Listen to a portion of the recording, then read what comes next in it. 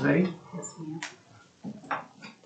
Okay, we're going to call this meeting to order. This is the Board of Equalization special meeting today.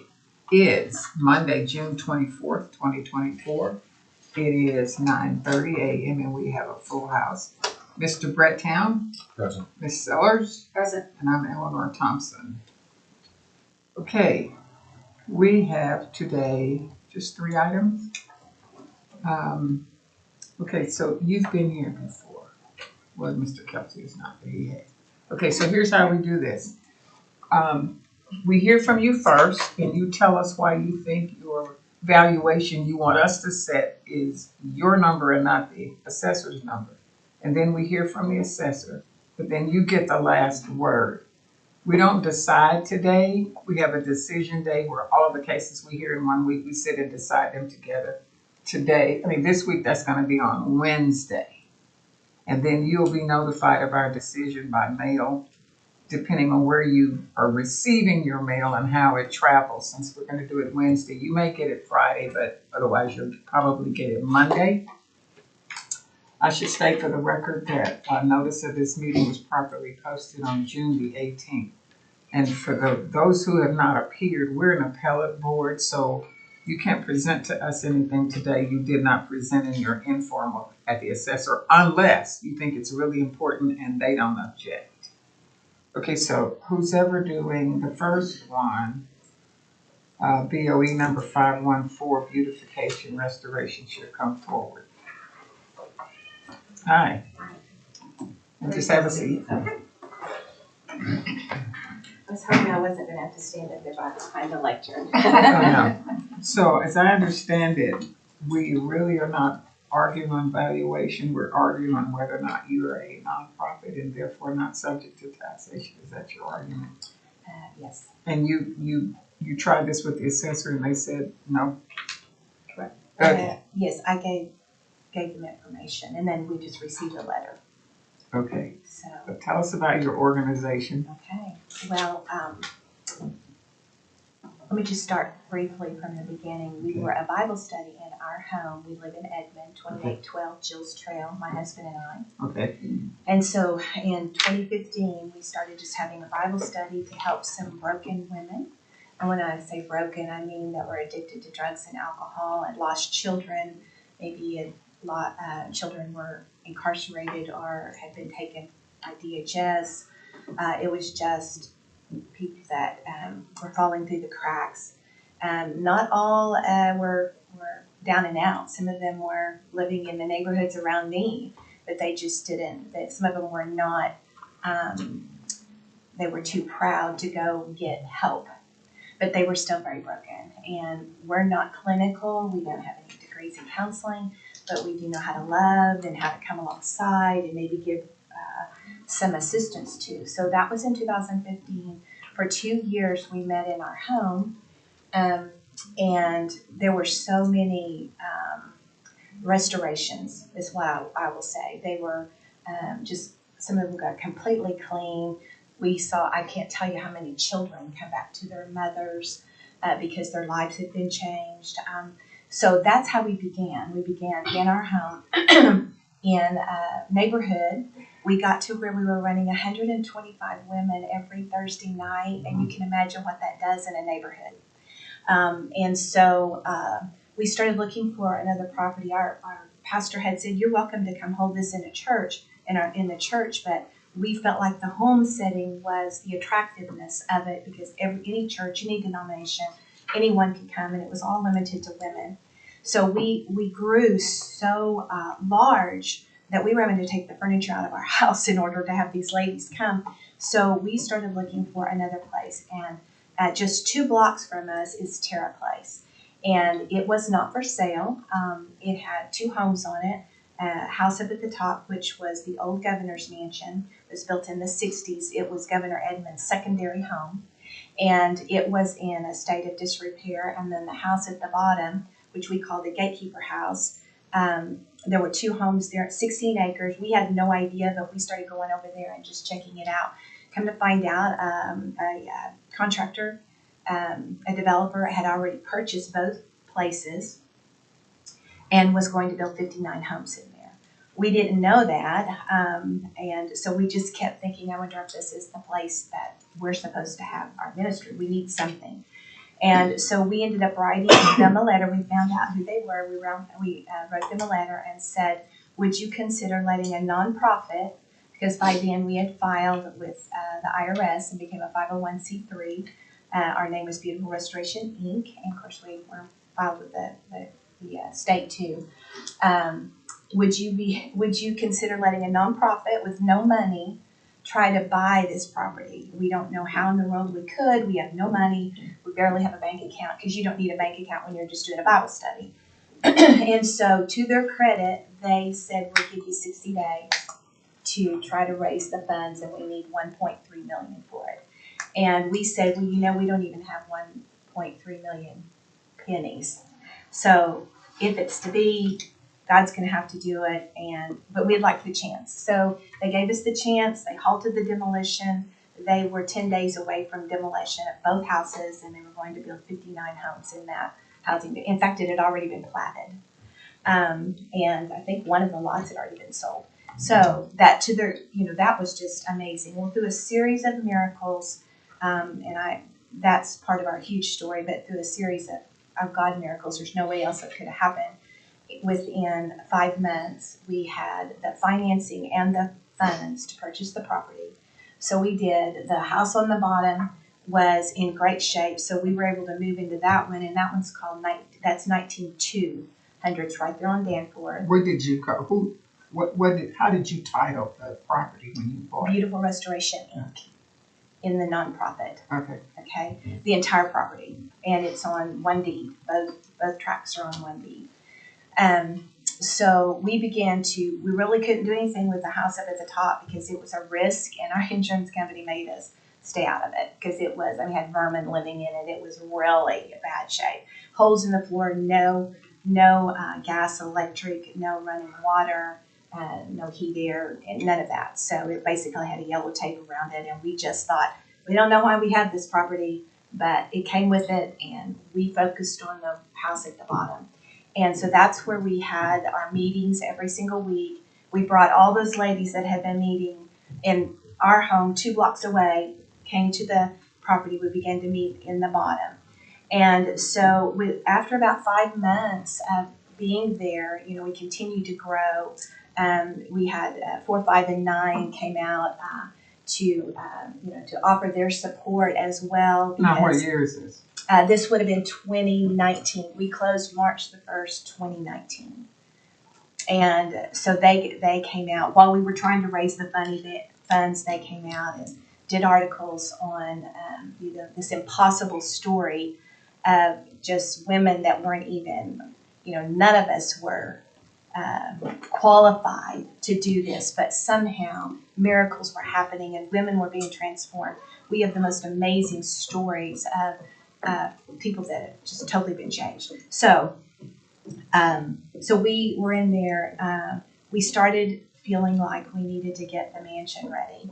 And so we began to do things that didn't cost any money because it took almost every penny we had to close. Again, we were a nonprofit with, had no income stream. We didn't have any big sponsors. Did people contribute to you? Yes. And did they get a tax deduction for it? Absolutely. And what for the year 2000? You closed in March, so that November, did you get a statement from the assessor? No, actually, that year, and I think it would have probably been March or April. It was a little bit later. It was in October. We had kind of an opening for the mansion because by that time we had at least gotten it to where you could come into it. I don't think we had heat or air or anything, and Larry Stein actually came as a guest of Galen Stupich, and he sat there with us, and then he said, "Have you applied for?" And I said, "No, we've never even thought of that." I mean, again, this is something we're totally out of our, wheelhouse.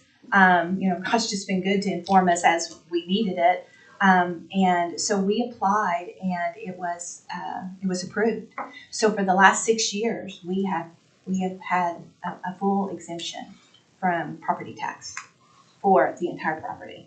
And then this year, in I'm gonna say March, April, we got a letter and from the assessor's office and said, or an email, and said we'd like more information on what you use the properties for. And you know, I assume that someone complained or you know, saw that we were using using the mansion now as a fundraiser, which is all it is. You mean the old house? The mansion, yeah, the one at the top. We got, and part of that story that I just skipped over is that we did renovate it. We just did it on a shoestring. We did it as we had the money. We had people that came in. I mean, like companies would come in and actually help us.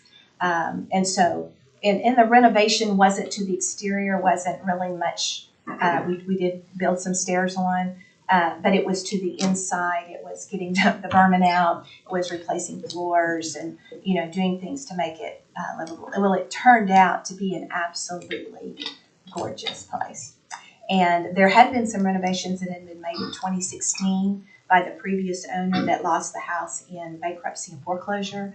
So that had already been done, a lot of marble and things like that, a big, beautiful kitchen and all that. So we just went and put it back in because it had been all stripped out. So it turned out to be a beautiful piece. People started saying, could we come there and have, you know, baby shower or whatever? And we said, of course. Well, it began to be clear that it was such a pretty place that people would donate to the organization, just like, you know, say the Historical Society, they have rooms. You know, you rent the rooms out and you know that your money is going into helping the nonprofit. And so that's what began to happen with the mansion.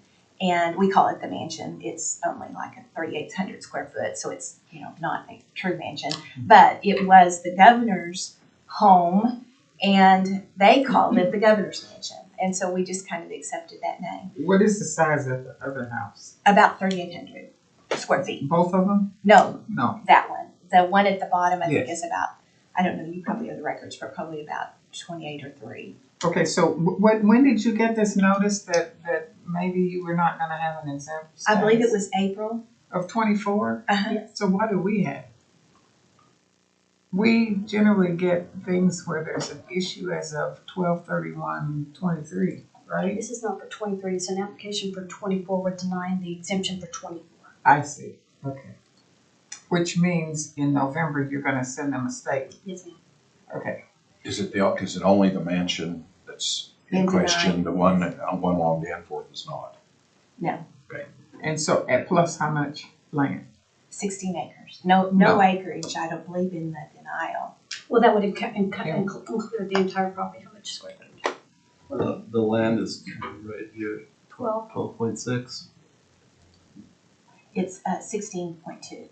No, but the denial, if there's no issue, I'm remembering this, that there was a point at which, I forget his name, the Crystal Cathedral in California, that Robert Schuller had this wonderful thing, and he began to rent it out for concerts. And I remember the IRS said that's a non-religious function, and there was an issue as to whether to pull the exemption. So that sounds like that's what this is. But if the issue is not the house at the bottom, the house at the top, or did you partition acreage? These two properties are on separate parcels. They're not on one account. There's 2 accounts. Oh, okay. The account that has the gatekeeper's house is a separate account of its own, and it did retain the exemption. So we're not on that We're one. not talking about So- the gatekeeper's home. Okay, and how many acres are on the one that's at issue? The mansion has 12.6 acres. 12.6. And your contention is that the whole thing is a nonprofit and the whole Yes. thing deserves stuff. How many times a year do you rent it out for Well, for actually, purposes other than your nonprofit? 100% of it is for the purpose of our nonprofit. The money goes right into the nonprofit's account. The mansion at Tierra Place is how we have it labeled. It is not a business. It is just a name, just like you would call the narthex of a church or a blue room. It's just a name. It's not a business. Nothing gets paid to it, has no business account, has no tax ID number. It's just a name. And we rent it out. Every single person that comes there knows and have been drawn to it because it funds a nonprofit. Well, when you bought this for whatever it was, 1 point some odd million, it was the entirety, the 16 entirety. acres. And it's all on the same deed, and it was owned by the same. Both properties were owned by But the even same. That was a multi-purpose, multi-part parcel purchase is what it Right. showed on the website. Okay. And this is not the Garth Brooks property, this is No, just it's adjacent to adjoining it. Okay. We do have a claim to fame. There is a paparazzi road that Garth Brooks built there where he got to his parents' house, but no, it's right next to it. Let me hear from the assessor as to, so I understand that her issue is the funding stream for the rental goes entirely to the nonprofit and therefore deserves the same status. So what do you? Well, let's just start from the beginning. Okay. It's being denied because of the usage. Right. The statute states that the property has to be used for charity, exclusively for charity usage. So what I'd like to refer to is that they're promoting it as an event center. Well, when we go to their website, they have photos of the, and I believe you guys each got a packet. It shows you all the photos of the events where the weddings, we show a makeup studio, things like that in this. So this is being promoted as an event center. Even on the 2024 application itself, she states that this is an event center. So the mansion is, has its own media sites. It's, again, just the promotion of the event center, not the charity, but the event center itself. It is under beautiful restoration. Right, it's listed, but it's promoted as the mansion on Terra as a event center. So when we go to that, we can see they also have a price list. It's not donation. This is all a price list. You can go on their website, which the price list is also in your packet. Right. For the wedding venue, for other events.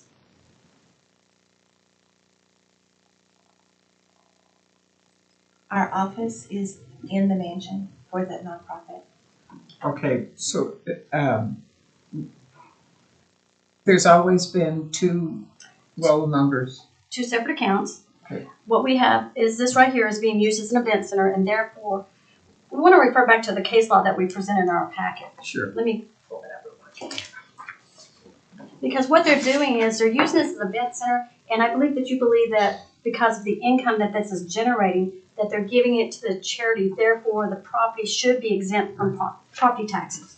But when we look at the case law that was presented, it says that it is the use of such property itself which may give rise to the constitutional right to tax exemption. That mere use of the net income of such commercial property in charity is not equivalent to the use of the property itself and the charity.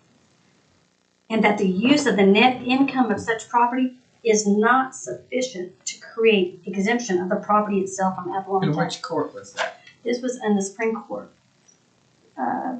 It's like the Board of Equalization versus Tulsa. So how many bookings do you have a year in this?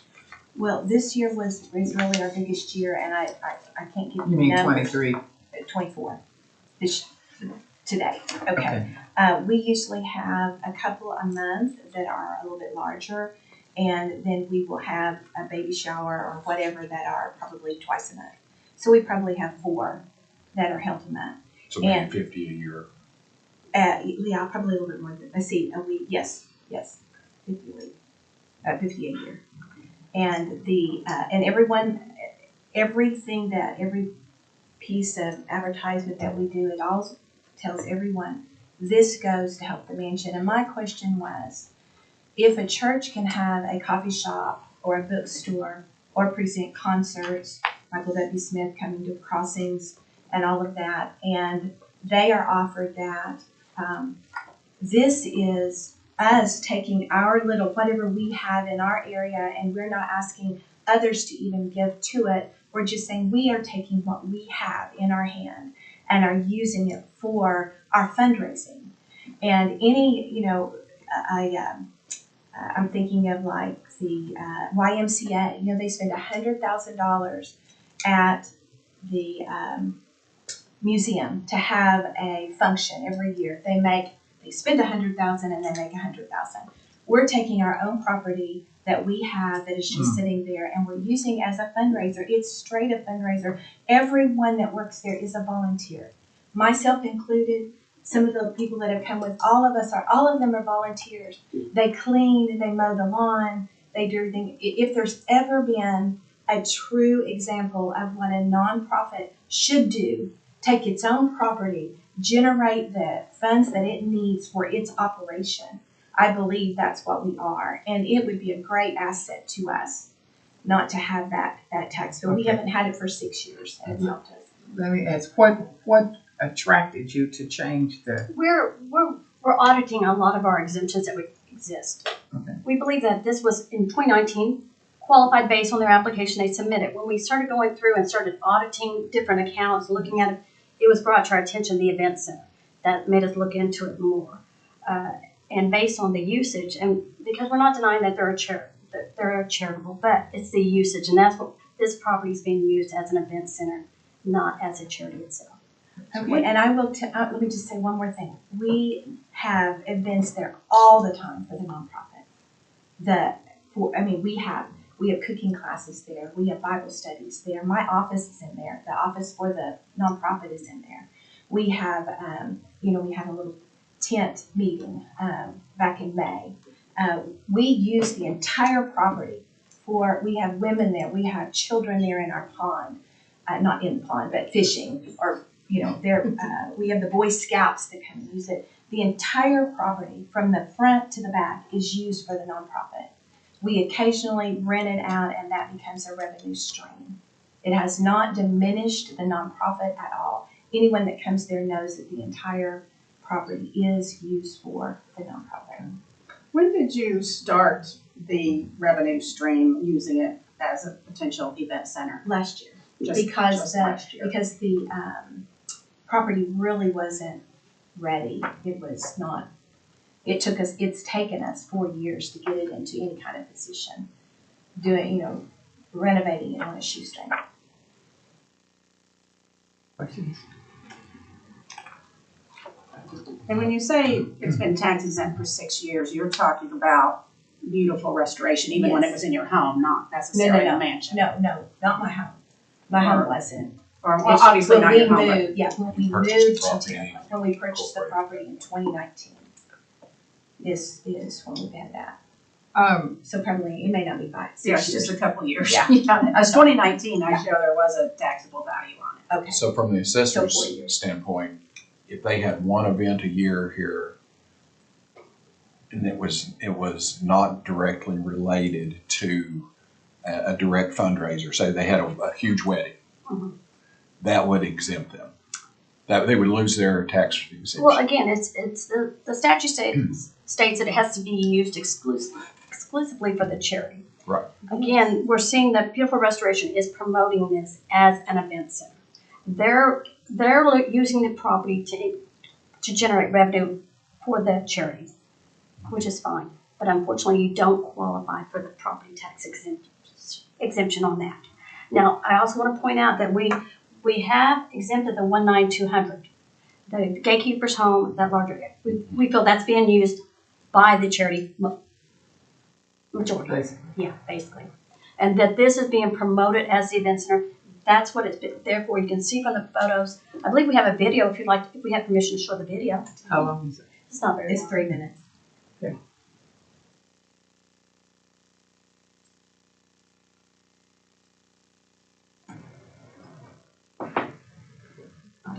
No, there's music that plays in the background. Yeah. And before, it's on Danforth before you get to Western. It's on the south side of the road. There's It's between Western and Santa Fe. on Danforth.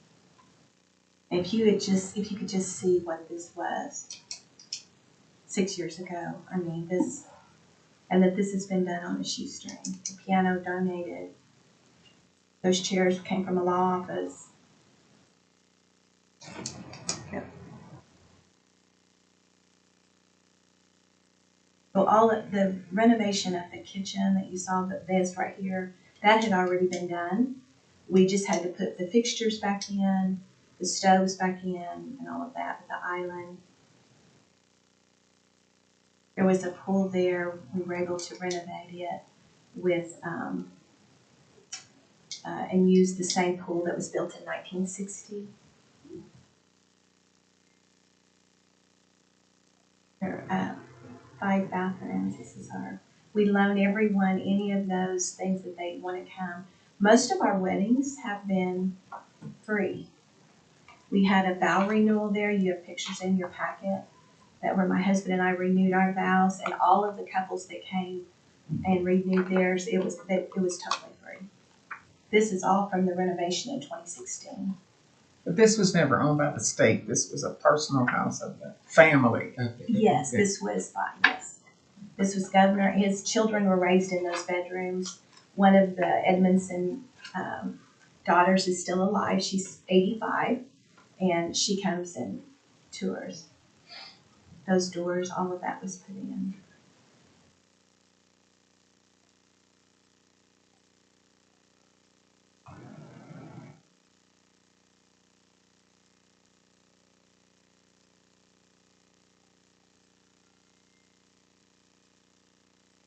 So pretty, and you know, why would you not use it if you have it there for? And I, you know, We really are not. We understand. We truly, and your problem is going to be if we don't decide for you, it's the statute. yes. Well, And my thing is if a church, and we have church status, by the way, we have filed it on that property. I don't know if you were provided that paperwork in there as well, but we also have vehicle restoration as a church. And if a church is able to have a coffee shop or a bookstore or anything else, and they qualify for it, because they use those as fundraisers. That's what we do with this. And if we need to change the wording where it doesn't say event center, if that would help with that, maybe we have just been too, I don't know, but we don't advertise. All that you see is our website and on Facebook, all free advertising. We don't advertise in the public. We don't go to bridal shows. We don't do anything else. We just use what we have and use it as much as we can without any cost to anyone else except the fundraising. So have you consulted any counsel on this? Because I know you've got an attorney on your board, Gordon Feeney.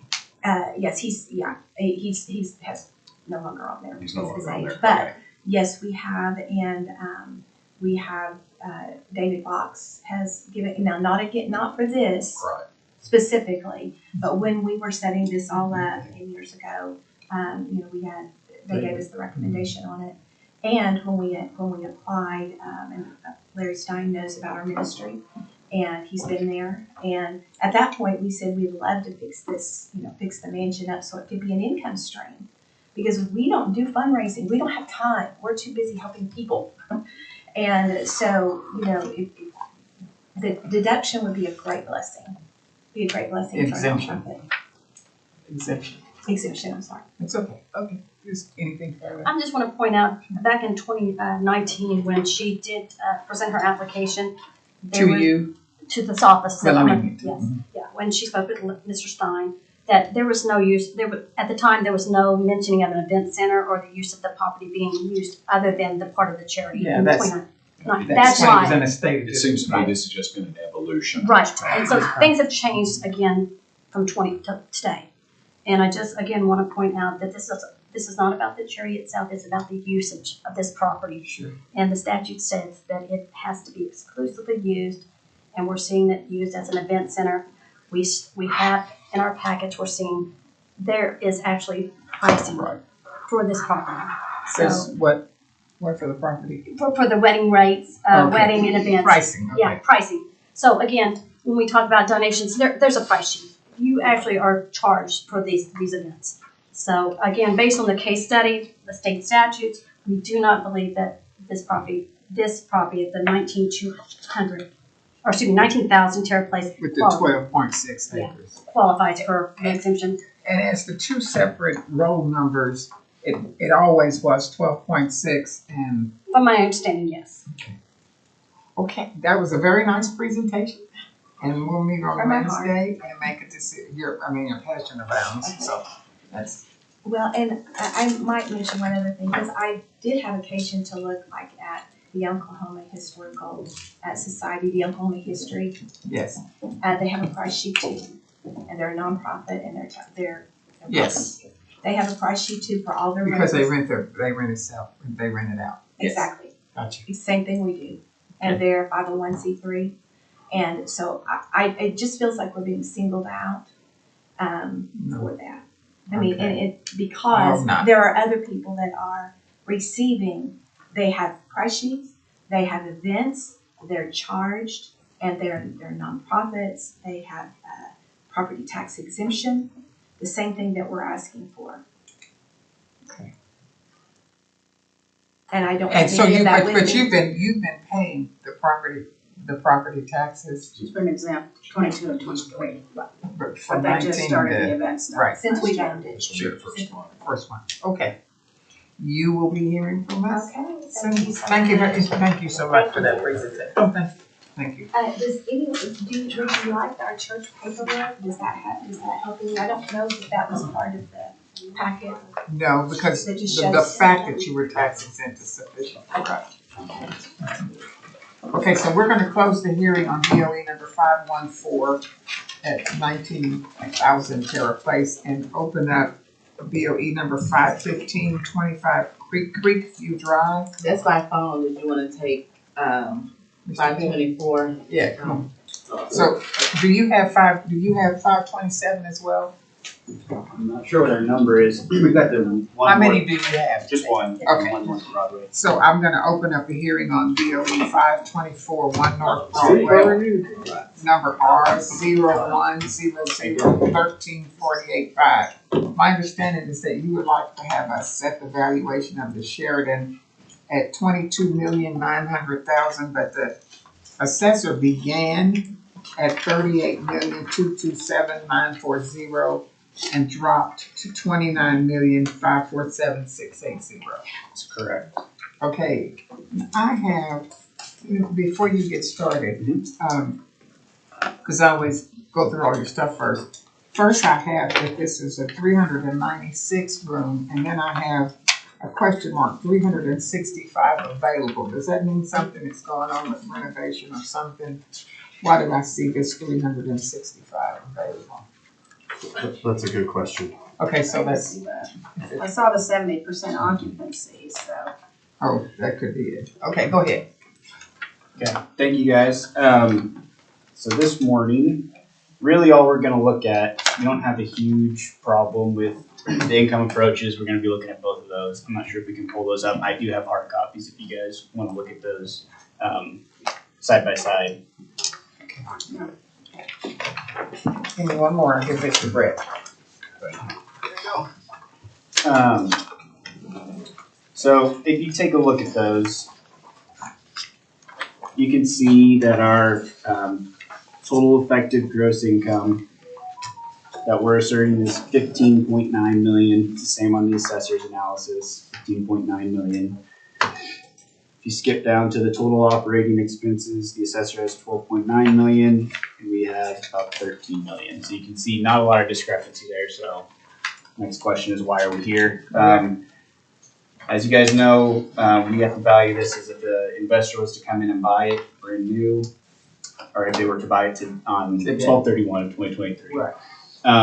So the main contention, if you look at ours, we have less business component. You can see we valued that at 478,000, which is roughly 3% of gross income. That is taking into account the value of the property. This property is a Sheraton. That's a part of the Marriott branch of hotels. So we are saying that there is value, intangible value, that's associated with being a part of the Marriott. And so our 478,000 is 3%. Normally that management fee is anywhere from 2 to 4%. So we think we're conservative there, asking for 3% deduction on that. One way to think about it is if the assessor has just taken out that management fee, you can see the 318,000 management fee on the first line under his operating expense at 2%. Just taking that out doesn't give you any value. of being with Marriott. So if you were to go with a different company, Yes. any company, worse or better, you're going to pay 2% of your revenue. So being with Marriott provides a value greater than that 2% value that he's taken out right there. So we're asking that the intangible value of the property be taken into account. We say the assessor's office has not taken into account. They ran a straight income approach. Like I said, we don't really have any problems with how this income approach was run, other than the capitalization rate is a little low in our opinion. We're at a calculated 10.35%. They're at 9.75%. They have the personal property amount. You can see our personal property is at 796,000. Theirs is at 704,000. So there's a little bit there, but a majority of it is the failure to take the intangible property into account. Okay, you need to do that 2% again for me. Gotcha. So you're saying it doesn't matter whether you're Omni, whether you're Marriott, whether you're,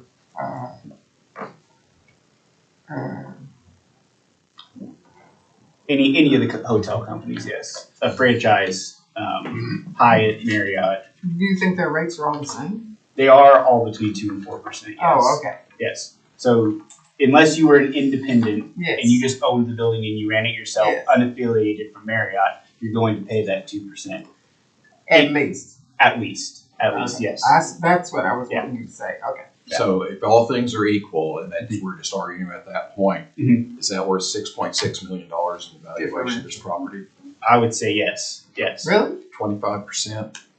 Yes, because if you take that Hang on, 2%. whoa. How did you get the 6 million? Well, That's the the difference difference between between what where the he assessor's wants. asking, what you're asking on the value. 29.5 versus 22.9. And it's really not, and I'm sorry for interrupting. That's okay. but My name I is may Jay have it wrong. Dobson, and Yes. I actually worked with Steve, Travis Kelsey. Yes. I worked with Steve throughout the informal process, and so I had not planned on being here today, and I know Kyle's more than capable of doing this. He's doing a great job. He argues a lot. He does, yeah. But there's a few things that maybe because I did work with Steve that Okay. I might know. And I would say that just the management fee is all that you would have to capitalize in order to say this is the value of the Marriott. So just the difference between our two appraisals or our two valuations, that's really an apples to oranges comparison. What we're saying is that, and what Kyle said is 100% correct. There's only two differences between us and the assessor. One's the management fee, how you account for that, and then the other is the cap rate. And with the management fee, what Steve has done is he's left it in his operating expenses, which is fine, we have too. But in addition, what we're saying is that there's an ongoing business that is there. It's they're leasing the event center. They're selling beer in their bar. They're selling appetizers in the restaurant. That there is a business component of it that is intangible. And when you're valuing hotels, how do you account for that? And I'll be the first to admit, and I think Steve would agree with me on this, it's not easy Why are you calling that intangible? because it is not real property. And it involves contracts, it And involves service, it involves what people think of your restaurant, what people think of your business. It's the name on the hotel. It is something that is intangible in value above and beyond the driveway that goes into it, the structure itself. That's all that we're here to value is just the real estate, just the hard stuff. And so the business enterprise is something. So you're saying the events that you're hosting, weddings and I actually have a good friend that works for the Sheraton and brings in the events, the weddings and the conferences and those types of things. So I'm familiar with what you're talking about. They actually do offer event services where they bring in, they do the food and set up different meeting rooms and things like that. At conferences, they do a lot of conferences that people bring in town. And that should not be factored in the value. You agree with that?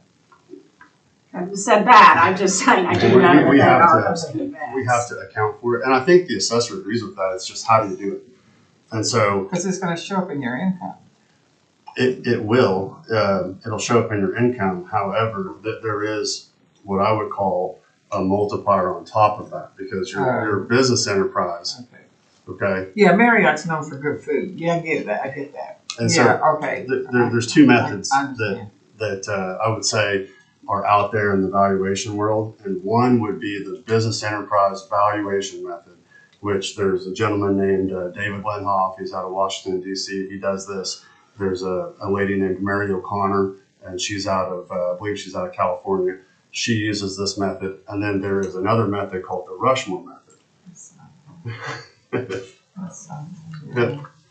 So the Rushmore method is what we have attempted to use, and I believe it's also what the assessor has used. Is that the 478,000 that you're taking out? That's correct. That's the value that you're putting on. that That's piece correct. of it. And tell me, explain, did you tell me why your cap rate is different? Just the nature of the prime rate being so high right now. Oh. At 8.5%, mortgages are high. If you're gonna come in and rent it, you're gonna need a higher cap rate. Okay, let me hear from you, Steve. Do you know this person? You worked for him during that? Several times. Many times. I'm going to have you start calling me Mr. Kelsey there. So the hotel itself is owned by one group of people, and they have a management group that's called Crescent. If you go to their website, they have all these services and all of that. These people are contracted to take care of, just like she says, is that the events and that type of thing. There's restaurants in it and all that. So our belief is, and yes, we do subscribe to the Rushmore approach to valuation. That's typically what IAAO prefers, and that's the way we're looking at it. So we're not taking out, quote, at a business enterprise value, because our belief is that it is taken care of within the income stream. This taken from their data, and then that's what we did when we broke it down. And it's, as they say, it's very similar. Our thing is that we're just not taking out a separate value for management, because it's already within the income stream. Okay, I got two questions for you. Okay. We did this last year, did we not? I Or was believe it you the year did. before? What was the value? Yeah, I don't that's remember one what that was. question. Well, can Who you, can you, wait, Last year's at 35 million. 35? Okay, so what happened that you dropped from 38,227,940 to 29,547,680? Okay, so remember, this is the first year we put an income approach in for hotels. So a whole new batch of tables and all that stuff. And again, we're coming out of the COVID years. So we're hitting a reset, we're starting all those. So that's how this one came out originally. What was it, 38 million? Yes. So they came in, they appealed value. We looked at the information that was provided, the stuff that we agreed with, the stuff that apparently is deducted within the Crescent Hotels and Resorts information. Reworked it. Again, we take out a personal property valuation at the end of it. You can see that at the bottom of our workup. So our bottom line is the 29,547,000, which is attributed to the real estate. So you took out 704,000 So, for personal property I'm sorry. assessment, 704,000. That is the amount that is listed on our website for the amount of money that was taken out. I don't know if it was rendered or what, but that's the amount that is that we deducted from it. Tell me about your cap rate. 9.75. Yeah, why you guys are different. Okay, so my theory on that is that our occupancy rate on this, obviously they're doing something very, very well, because they're 71% occupied. Their average room rate is $108 a foot, and the rev bar is 77. So I would, with all of the competition that is available, I thought really that the 71% occupancy was really pretty good. And that seems like a pretty reasonable one as far as that goes. We're not that far off, but still. Right. But I did want to go back and say is that there is a definite difference in the belief of the way these things are valued. And as they mentioned, Mr. Lenhoff and I sent lots of articles to you folks as well as to Jay regarding the differences of opinion. Right. And so I know that's pretty exhaustive, and I've been going through there and reading a bunch of that. But the bottom line in our end is that we subscribe to the Rushmore approach, and we don't believe there's quote a business enterprise value. It's all within the contract that they're paying for within this management company. Chris. Can you explain this relationship with Crescent? The third party that you brought in, or They the are. management company? Yeah, so they manage the hotel. They would be in charge of staffing, they would be in charge of managing the restaurant, they would be in charge of everything, day-to-day operations of the Sheraton. And then the Marriott brand itself, they have their own, obviously, reservation system. If you have Marriott points, you would find the Sheraton on the Marriott app. And so Marriott is in charge of all of their reservations, as well as the brand name itself. So it is a Marriott property as it's advertised to the public. Not a JW. Is it a JW? Well, JW Marriott's, I think that's a specific brand of hotel within the Marriott family. Correct. Yeah. And one thing that I would say is that a lot of information that Steve did send, we did not receive that, and we didn't do anything with that information during the informal. So if the taxpayer is not allowed to submit information that is not involved in the informal, we would just ask that the assessor be given the same constraints. But that So being what is said, it you want me to ignore? Tell me. I want you to add, not really ignore, Okay. would be add the business component to the end, and that actually is used. We believe we're using the Rushmore method. Rushmore, he says that you use your business, whatever you want to attribute to a business, whether you want to call it a tangible, whether you want to call it the business enterprise, is the capitalized management fee. Now, we believe that is, and I think that the way I read the Rushmore method is that is an additional line item. And you take the management fee, it's going to be in the expenses because that is an expense of the business. But then how do you conceptually subtract the intangible value of it? And he says, you take that management fee, you stick it at the bottom and capitalize it, and that's all you do. So you're not using it twice? You do use it twice, but there's a reason. You use it twice because it is an expense, and then you use it again for the business part of it. What do you say to that? Well, as I said before, is that our belief is that is within the income stream that we analyzed, because they have their a management fee that's in there, and they also have this line for fixed other, which that's what I was looking at my Okay, but emails. can you both be using the Rushmore method and have this different? One of us is right. I think that's all it comes down to. Is, do you pull it out and stick it at the end as well, or do you ignore it? And I would just say, if the Rushmore method were as simple as I'm still thinking. I gotta reread. If the Rushmore method were just as simple as you just use their income and expenses, then he wouldn't have written a book on it. It would just say that. And so I did want to mention though is that when I sent all this documentation to you, I had it in the email. I sent it to all of you at the same time. It all went at Maybe the same Kyle time. got it. I did read a little bit. No, I got it. So, only reason I say that is because at the very end, we were running up against the certification deadline there on the 31st of May. And here's a copy of my email that I sent to Jay saying, I have to stop right here.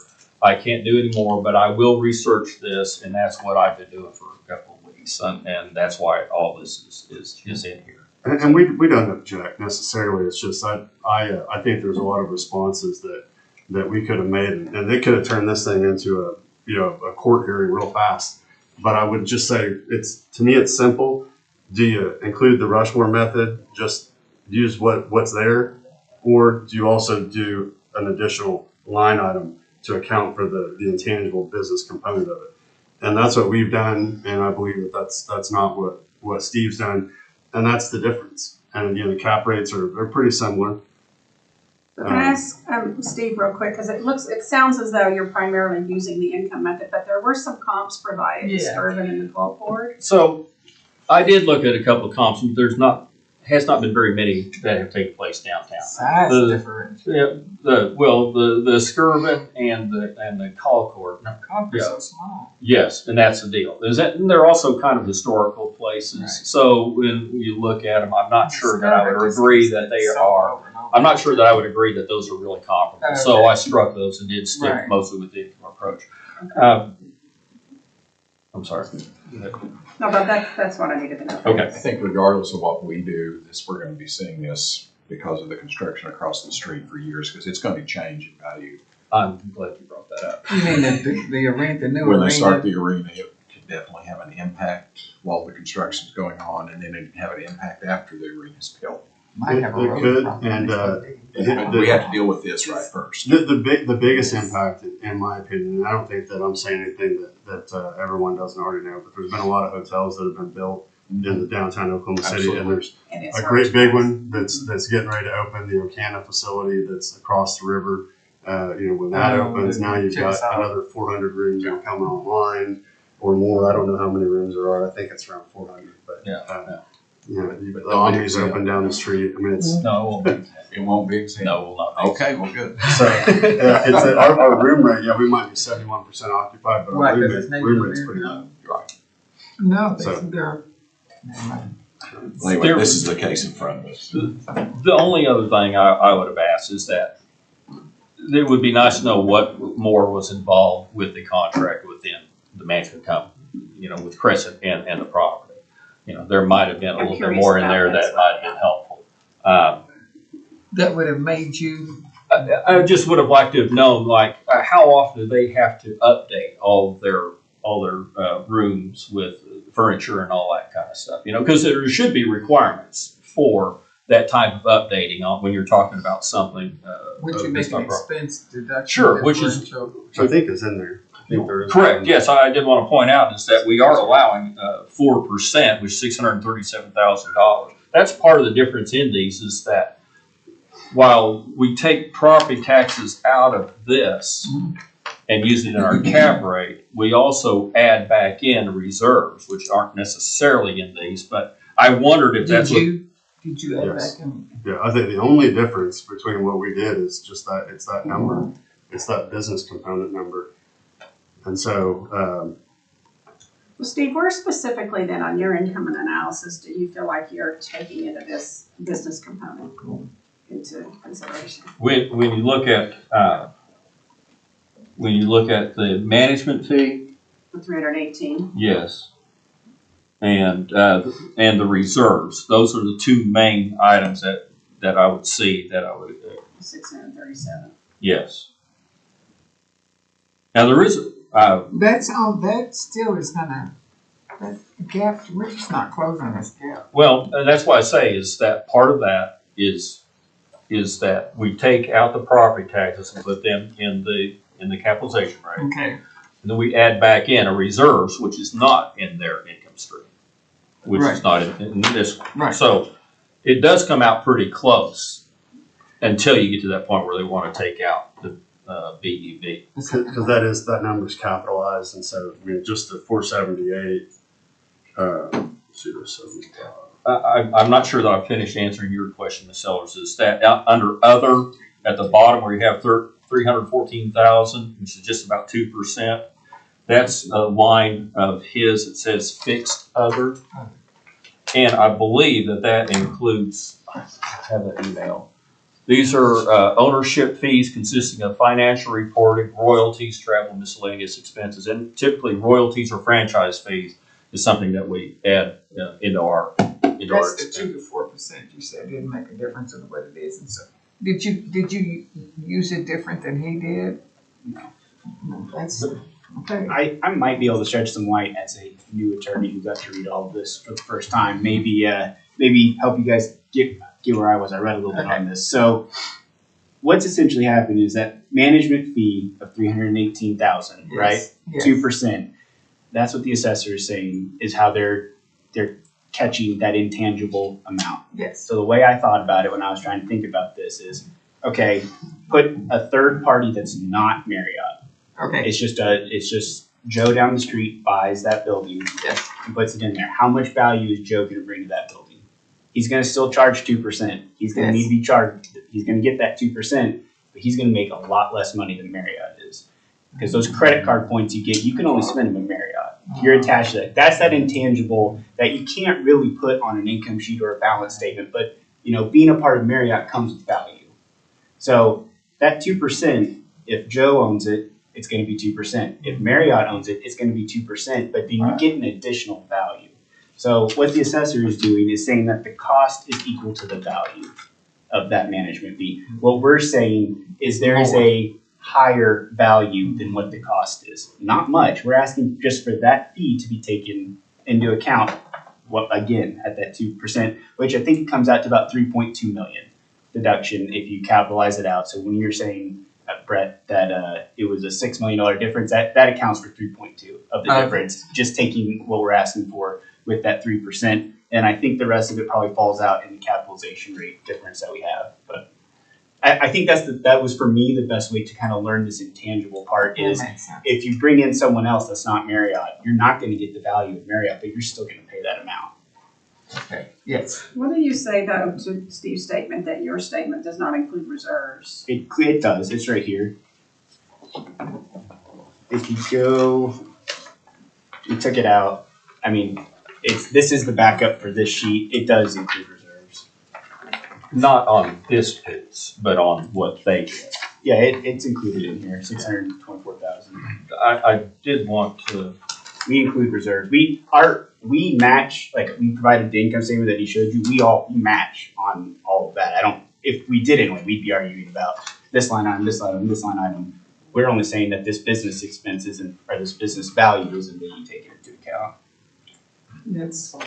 Can I have one more I see question? the 624. Okay. Go ahead.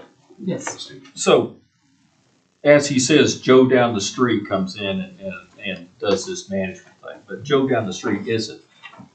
Crescent is, and they're being paid a fee to manage it. They're also have an incentive in there someplace, which is part of the reason why I say that the contract would be interesting to see. Because yes, you operate the hotel and you do this, but also I'm sure that they're in that contract, there's an incentive that says, okay, if we hit this mark right here, we get something else. I don't have anything, but based on what I've been reading, that is typical of these type of contracts. So I'm just saying is that's some of the stuff. It's not just. It's there's more of it in here than what I believe is being spoken. You don't dispute that. No. If that's the case, the Rushmore approach, you are allowed to deduct out that incentive fee as well. That's undisputed in the Rushmore approach. So if what he's saying is true, we have under deducted from the 3%, we would actually need to add that incentive fee that's probably lumped into that other line as well. So we haven't even taken that into account here if that's the case. So, yeah, I don't dispute what he said at all as far as that goes. And as he said, it's 75% occupied and doing very well. And that's why his cap rating, that's probably because it's associated with the Marriott. If Joe took it over, it probably would not be as filled up. So there is a business value to having Marriott involved here, and that's all we're really trying to say is that that's the difference here. And the differences between our two values, it comes down to two things. One of them is that business component part, which is about 4.6 million if you capitalize it. The other part of it is the cap rate, which I think the difference would be somewhere around 2 million.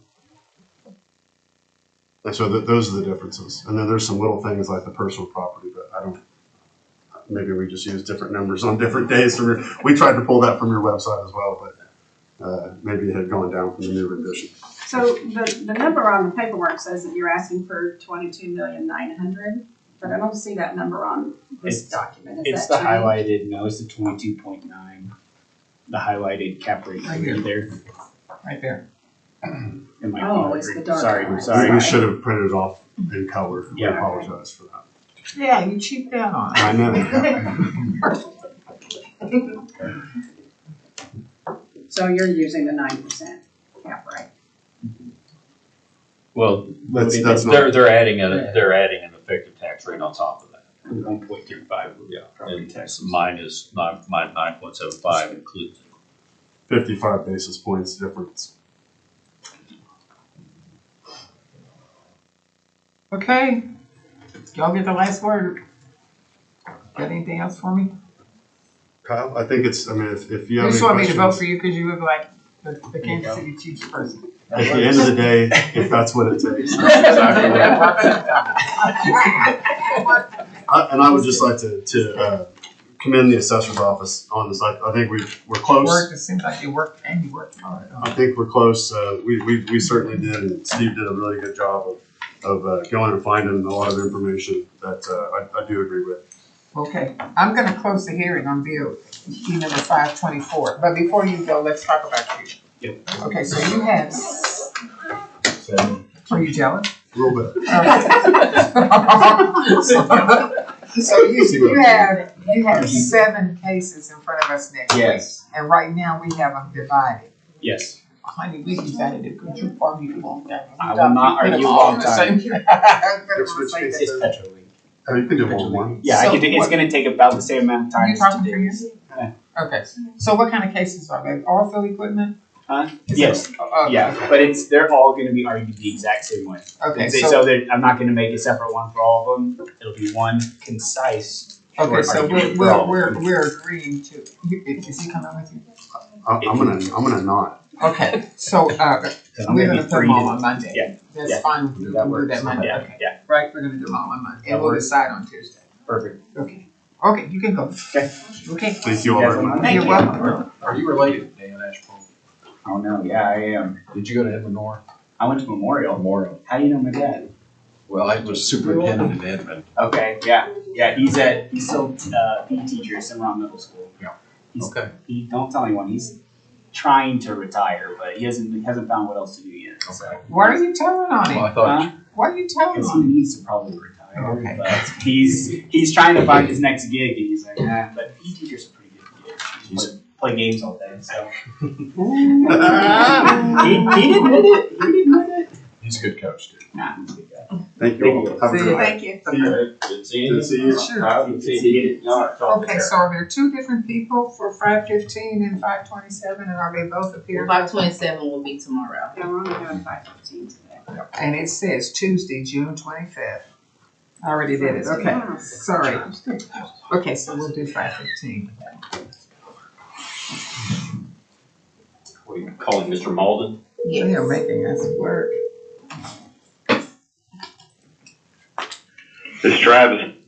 Hi, this is Miss Thompson with the Board of Equalization. How are you? Yes, ma'am. Doing good. How y'all doing? We're doing. Oh, you decided you didn't want to drive over and see us today?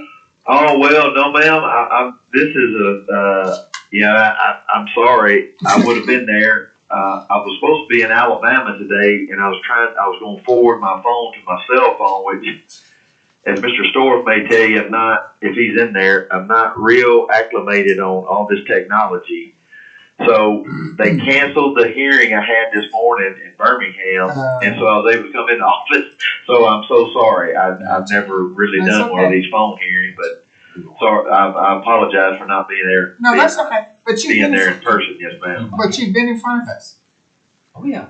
So I mean, so I don't need to go through my spiel about you get to go first, they go second, and then. Oh no, ma'am. Yeah, yes, ma'am. I've Okay. been there earlier this year Okay. already. So I'm gonna open the hearing on BOE 515, which is street address 25 Creek View Drive, number R206-55-1110. This is an apartment complex. The assessor has it valued at $5,910,000. You would like for us to set the value at $4,822,780. Is that correct? Yes, ma'am. It sure is. Okay, let's hear from you. Okay. If y'all have the attachment there that I sent in with my appeal, it is looking at that first page. These apartments were built in 2004. There's 84 apartment units, and I believe they were purchased in 2021 or 22 for $5 million. I think it's $5.9 million, just right in there. It might have been a little bit over that, but it's $5.9 million. If you turn to the second page of the handout, you will see that I only have 2 years worth of income and expense. That is because of that the owner bought them. So I only had 2 years of full income and expense. And if you can see, I really leaned heavy on the 2023 column to stabilize at our fair cash value under the pro forma. I think you can go through these numbers. The rent, it is what it is, $845. There's really no vacancy. That 5% is pretty much probably people skipping out on paying rent. There's some uncollected rent in there. And also, you may have a unit down for a week or two while they're cleaning it and before the next people move in. So the vacancy and collection loss that we used was only 5% because of that. The expenses for a 20-year-old apartment, they've done a pretty good job. I guess the new owner has come in and got a little bit more control of those expenses. As you see, they've lowered them down from 51% in 22 down to 45. So for our fair cash estimate, we kept the 45% in our pro forma.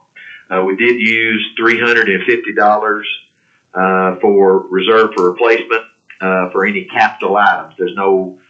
Shouldn't be anything in there for like roof repairs, hopefully, or where they paint the whole complex or pothole, fix, major renovation. None of those expenses should be in there.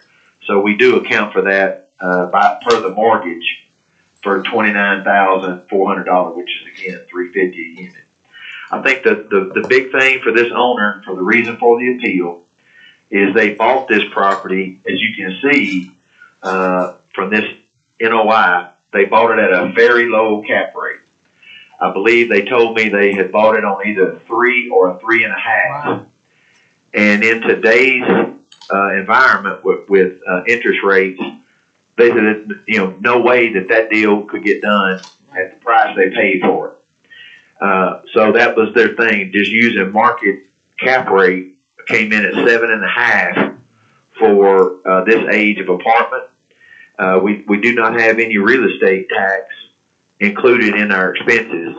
And so that is built down there. You'll see in the loaded where it says effective tax rate 1.15.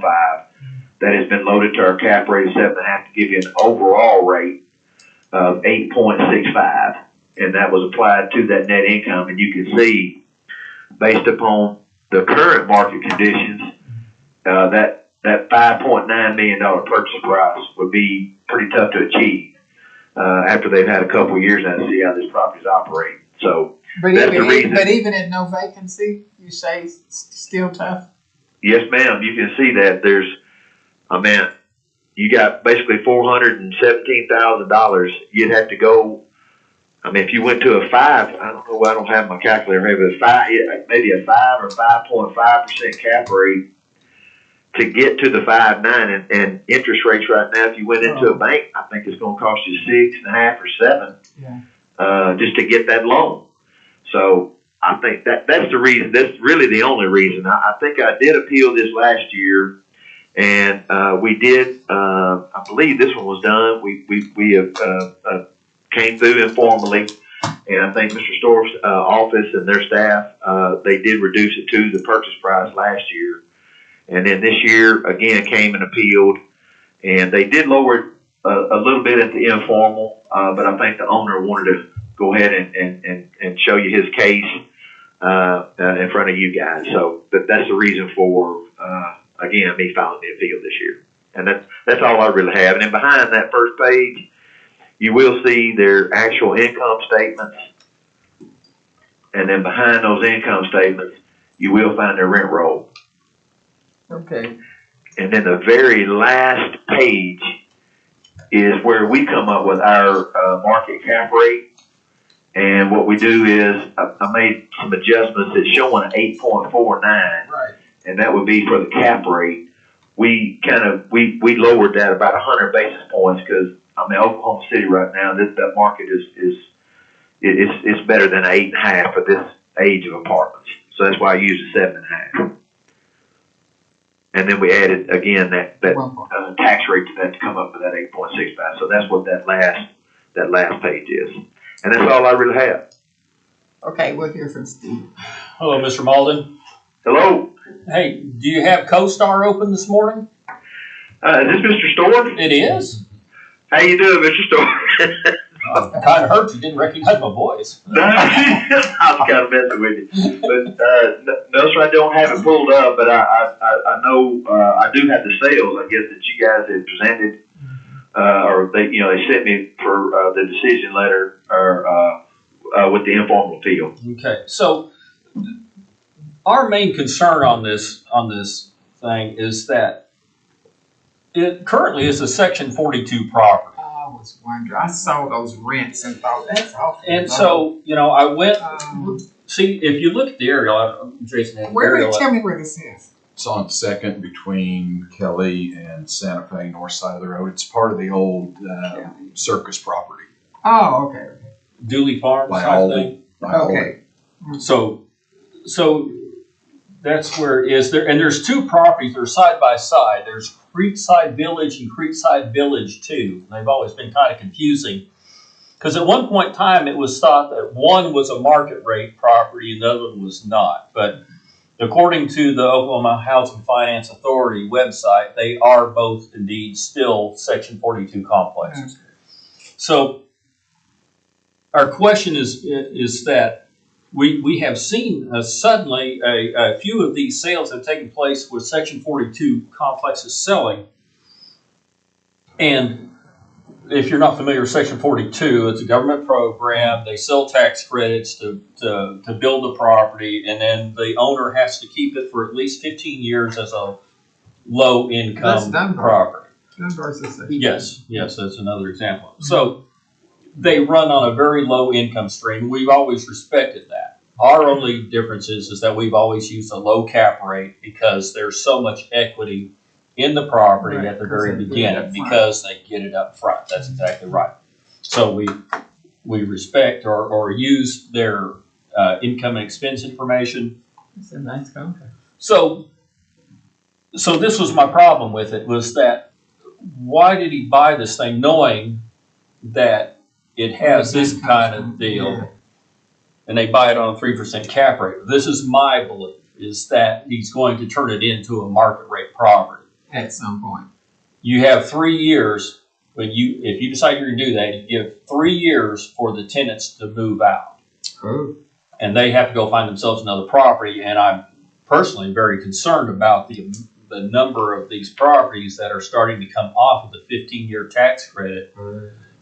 And now if they come in there and they buy these things, which again, I have seen a couple of these things sell, I'm concerned that some of these people that were low income housing are going to get moved out, but that's a side issue, if you will. So what was your cap rate on this? My cap rate, we used, on one we used 7%, and then on another one we used 8.5%, and that's the number that it looks like we were at on our income side was 5.662.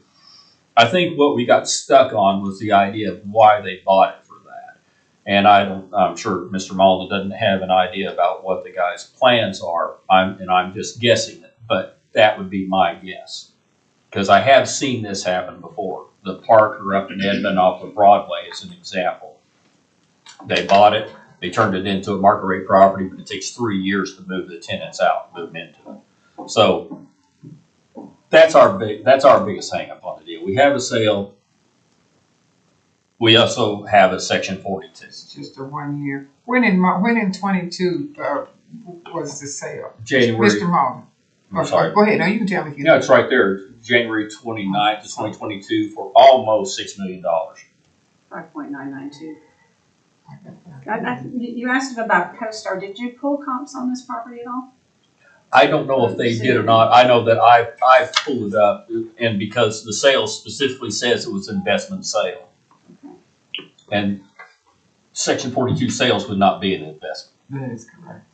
So that's all I've got. I understand where he's coming from based on what the income is. I just think that there's other things in the mix, but Okay, so you know you get the final word, so what? You might limit him on that, would you please? Okay. Hey, wait a minute, I knew he was gonna take advantage of it being on the phone, but that's okay.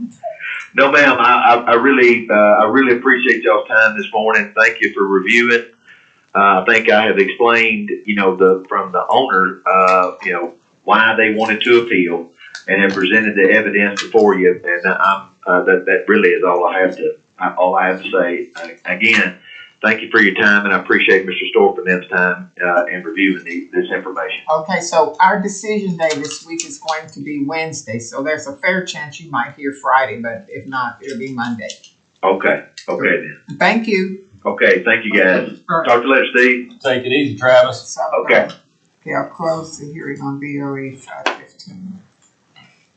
Okay, so tomorrow, I've already done this. I have four for tomorrow. What did you say, 517, 527? What was the other one you were thinking was today? 527. It's the Right. first one tomorrow. I don't see that on tomorrow, I see 528. So 3600 South Thomas Road. The biggest dispute is that all the assets are rental. Don't you have that on tomorrow? She I have recommended it, it, here it is for tomorrow. adding him on there. Oh, those are, I didn't hotels. see that on the agenda for Hotels, tomorrow. motels. Yeah, see, 527, 528. Okay, so I need to find 527. Oh, the top one is personal, I'm sorry, okay, yeah, and then the following He three are says, hotels. well, he says that all his assets are rent. Well, we'll deal with that tomorrow. Sorry. Yeah, I already did the one for tomorrow. It's 4 for tomorrow. You don't have 4? Yeah, I didn't realize that we had 527. I didn't see that on the original agenda that I looked at, so I'll have to figure out where that is. Did you send something out on that one already, the packet? She might have sent, I can send it today, but I think she amended it last week. She did. Okay, so if you could just be sure to send it 527. You got it? Do you have it? Could you send it to everyone just in case? I haven't checked. I've already put up, I can't check. Okay, I'll entertain a motion to Motion adjourn. to adjourn. A second? All in favor? Aye. I tell you, my sister was not so many of